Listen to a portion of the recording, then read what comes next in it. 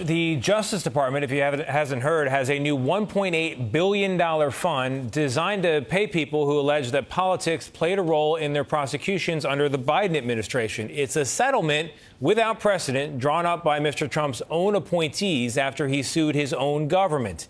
And a lot of people outside of that circle have questions. Here's senior White House correspondent Weijia Jiang. In a tense meeting on Capitol Hill, Acting Attorney General Todd Blanche tried to sell skeptical Senate Republicans on the nearly $2 billion anti-weaponization fund. One big question was whether those who were convicted for assaulting law enforcement on January 6th would be compensated. The DOJ has not ruled it out. What do you want to hear from Todd Blanche? About the payout pot for punks?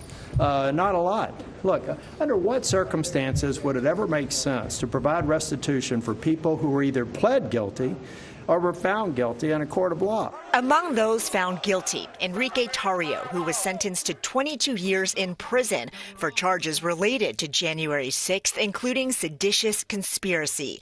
The former Proud Boys leader received a pardon from President Trump and now says he plans to seek restitution. For the things that I went through and my family was put through, yeah, I think it might be in the tens of millions.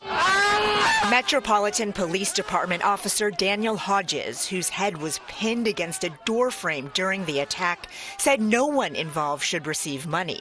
Hodges has filed a lawsuit to block the fund. These people, they should not be rewarded by the government for their attempt to overthrow the government. They tried to stop the peaceful transfer of power. Senate Republicans also signaled they wouldn't support $1 billion to enhance security for Trump's White House ballroom. The president was asked if he is losing influence with them. I don't know. I really don't know. I can tell you, I only do what's right.